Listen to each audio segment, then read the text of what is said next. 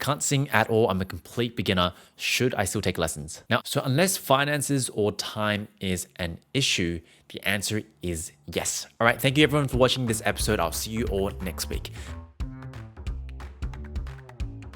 Kidding. Let me explain this a bit more. Something that I've been hearing recently is that we feel like we need to be at a certain level in order to get some singing lessons or some coaching. Otherwise, it is a waste of time. I've even seen on the internet that sometimes a teacher will reject a student. They won't actually teach them because they're too beginner. So today, let's debunk this. Let's debunk it. And I want to share with you some of the obvious reasons why you should take lessons, but also some of the not so obvious. Like why it's actually better for you to actually start as a complete beginner. Now, real quick, for those of you who don't know me, my name is Ivan. I'm a voice teacher who works with students from all around the world over Zoom. And really on this channel, my goal is to make learning how to sing as simple and as easy as possible. So if that is up your lane, consider subscribing wherever you're joining me from. If you're interested in working with me privately, links down in the description. I've also got some self-study programs.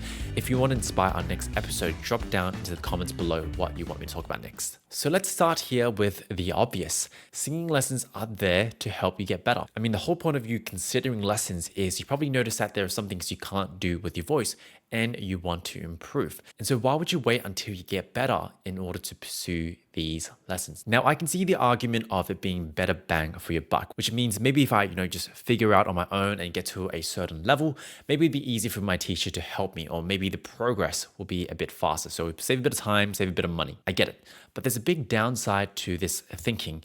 Something that is a bit less obvious as well, which is bad habits suck. Think of learning as two pieces of a puzzle. The first piece here is we want to learn how to do it correctly, improving your technique, learning to engage the right muscles accurately and, doing them with precision.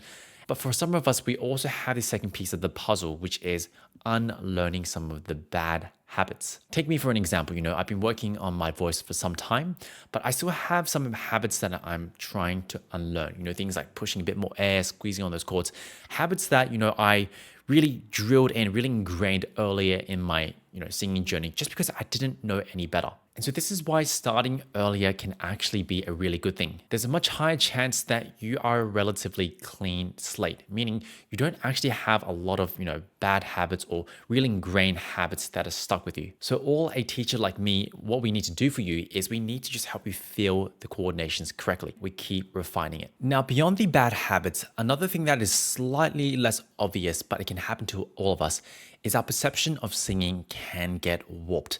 Let me explain. So we're exposed to a lot of information about singing, especially for some of us who just really enjoy going down those rabbit holes or really trying to study everything that is out on the internet. Now, it's good to know more. It's good to have curiosity. But what I find is that over time, for some of us, we start to have some ideas of how singing should be. We have these kind of imageries or we have these ideas planted in our mind. But the challenge here is often the actual experience of, singing correctly or doing it better is going to be quite counterintuitive to what you're perceiving.